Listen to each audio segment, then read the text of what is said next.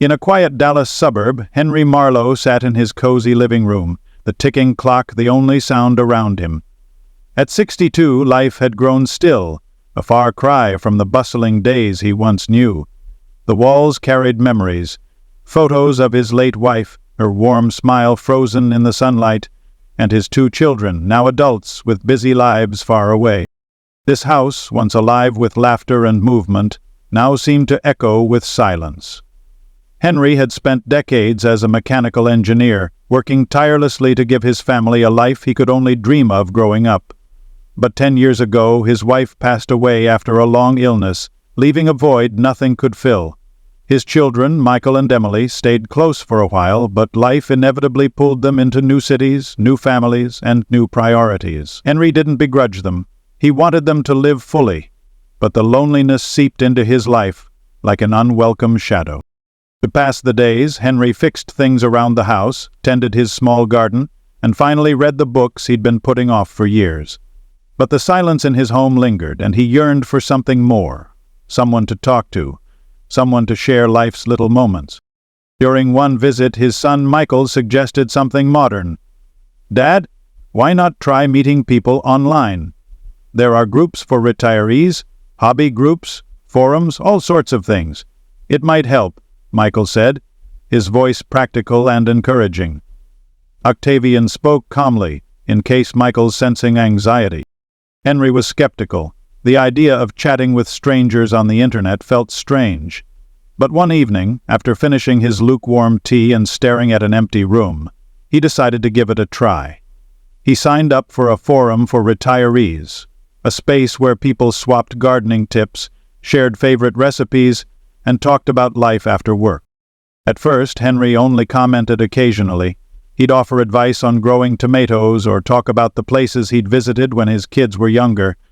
Slowly, he started joining in more, even having one-on-one chats with a few members. It wasn't much, but it gave him something to look forward to. One night, as he browsed a thread about travel, a private message appeared. It was from a young woman named Amanda who had left a thoughtful reply to one of his posts. "Hi, Mr. Henry," it read. "I loved your story about Yellowstone. It reminded me of the way my grandfather used to tell stories. I hope I can be as wise as you someday." Henry smiled, warmth spreading through him.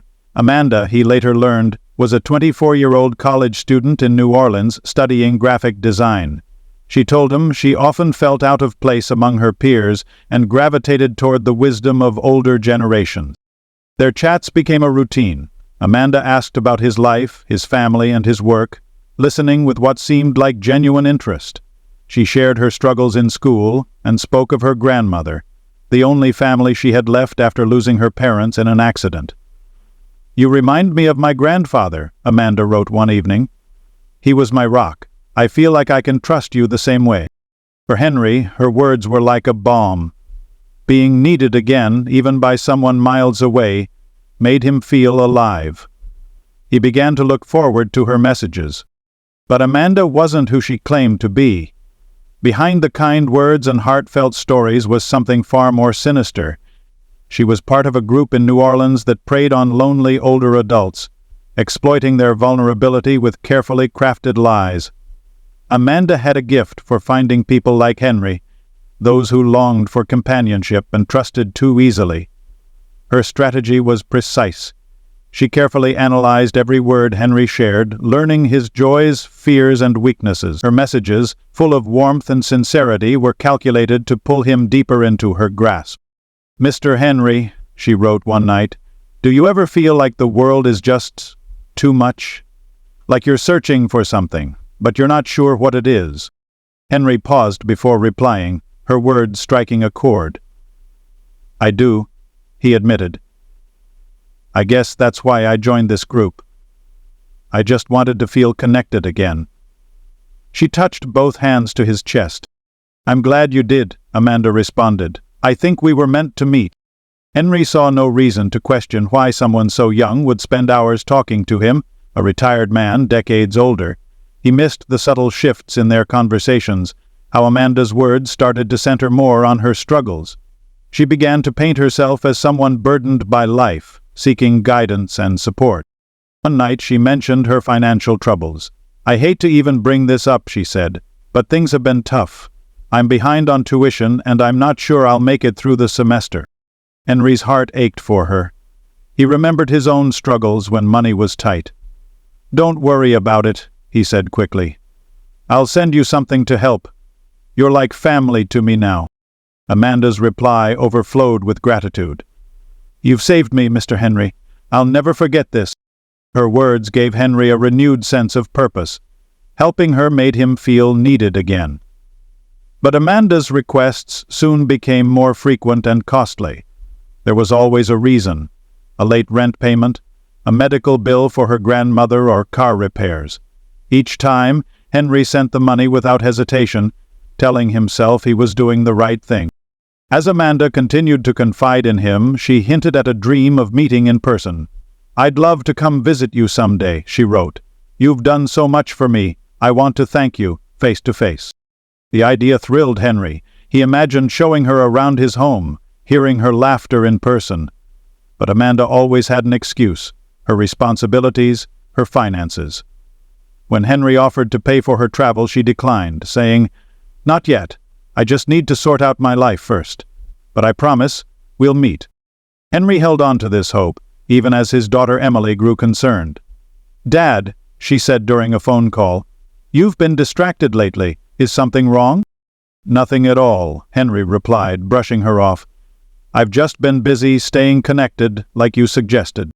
Emily wasn't convinced. Something felt off, but she decided not to push him. Yet, meanwhile, Amanda was preparing her next move. She knew she had Henry wrapped around her finger. One evening, she planted the seed for what she hoped would secure her plans. "You should come visit me in New Orleans," she suggested. "It would mean the world to me to finally see you. I could show you all the beautiful places here. You'd love it." Henry's heart pounded as he sat at the desk, his trembling hands hovering over the keyboard. The dim light of the laptop screen illuminated the room, casting shadows that seemed to mock him. Kyle and Marcus loomed behind him, their presence a tangible weight pressing on his shoulders. Amanda stood off to the side, her arms crossed, her face a mask of detachment. The woman who had once filled his days with warmth and hope was now a stranger, cold and unrecognizable. "Transfer it," Kyle ordered, his voice low and menacing. "Now." Henry inhaled sharply, forcing himself to stay calm. "I'll do it," he said, his voice steadier than he felt. "Just give me a moment." His fingers moved deliberately across the keyboard, navigating to his online banking page. The air in the room was thick with tension, every click of the keys echoing like a gunshot. Henry's mind raced, formulating a desperate plan. He wasn't sure if it would work, but it was his only chance. "I need to log into my email to authorize the transfer," Henry said, glancing up at Kyle. His voice carried a hint of submission, carefully measured to avoid raising suspicion. Kyle narrowed his eyes but nodded. "Make it quick." Henry opened his email, his hands steady despite the storm raging inside him. He typed a message to his daughter Emily. A single line that carried the weight of his desperation. "Emily, I need help. Call the police. New Orleans. Hurry." He hit send, masking the action by moving seamlessly back to the bank's interface. "Almost there?" he murmured, stalling for time. "Ah." Marcus leaned in closer, his breath hot on Henry's neck. "Don't try anything stupid, old man," he warned, his tone laced with menace. Henry nodded, his outward compliance a fragile shield against the terror gripping him. He initiated a mock transfer, inputting a random sequence of numbers and hesitating just long enough to feign technical difficulty. "It's asking for another verification code," he lied, buying precious seconds. "Stop stalling," Kyle barked, slamming his fist on the desk. Henry flinched, but didn't let his focus waver.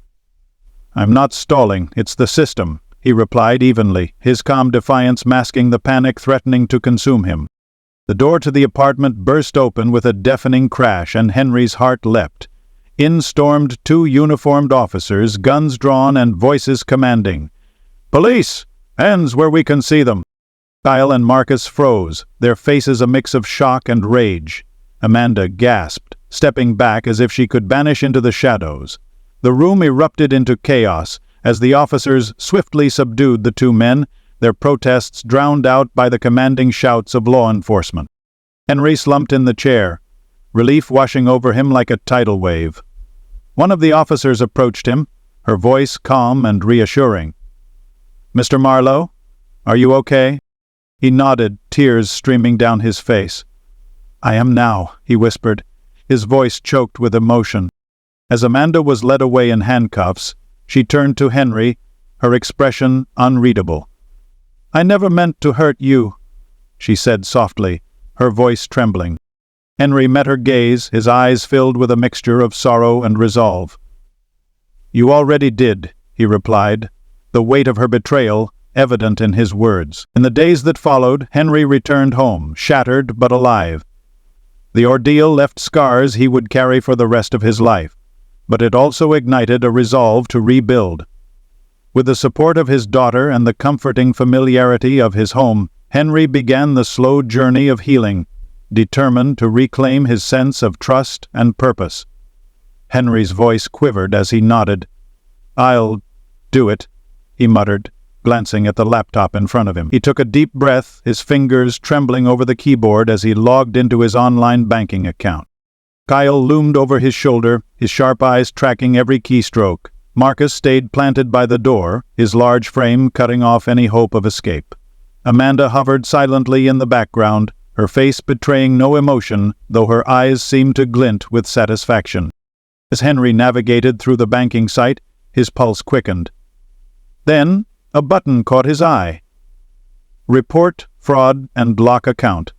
It was a small light in the suffocating darkness.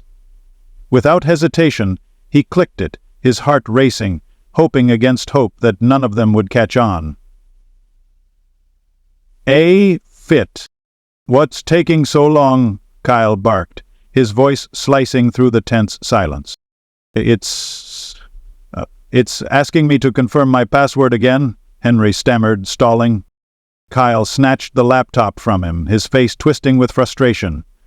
As Kyle squinted at the screen, trying to make sense of the sudden lockout, Henry seized his chance. Fueled by sheer desperation, he lunged for the door, shoving Marcus aside with unexpected force. Marcus stumbled, caught off guard. "Get him!" Kyle bellowed, his voice echoing through the cramped apartment. But Henry was already sprinting down the hallway. His feet pounded against the worn carpet, his lungs burning as he dashed toward the stairwell. He burst through the building's front door and into the thick, humid air of the New Orleans night. The city buzzed around him, neon signs flickering and the distant hum of music filling the air. He didn't stop running until he reached the corner of a bustling street. His arms waved wildly as he flagged down a passing police car, collapsing against the hood, breathless and trembling. Between gasps he poured out the whole story, the threats, the stolen money, Amanda's betrayal. Amanda had rolled under everything and now lay on top of Amanda, entering each sense and praying to stay alive. The officers listened intently, their expressions hardening as they pieced it together. Within minutes, they arrived at the apartment and stormed inside. Kyle and Marcus barely had time to react before they were in handcuffs. Amanda tried to feign innocence, her voice high and desperate, but her lies unraveled quickly. Evidence on her phone and laptop exposed everything. Detailed messages to Kyle and Marcus outlining their plan to deceive Henry. The texts were damning, painting a clear picture of her role in the con. Back home in Dallas, Henry faced the daunting task of rebuilding his life. The betrayal cut deep, leaving scars he wasn't sure would ever fully heal. But as he sat in his quiet apartment, he resolved to move forward, one day at a time. He'd survived the storm, and now he was ready to start over. In the aftermath, Henry began the slow journey of rebuilding his life. Though the betrayal left emotional scars, the ordeal also unveiled a resilience he never knew he had. Kyle, Marcus, and Amanda faced justice, their plans unraveled by their own greed and arrogance. Henry, though shaken, emerged stronger, determined to protect himself from future deceit. The experience served as a painful but transformative chapter in his life, teaching him to value his strength and the importance of vigilance. With time, he began to find peace, knowing he had reclaimed control over his life and future.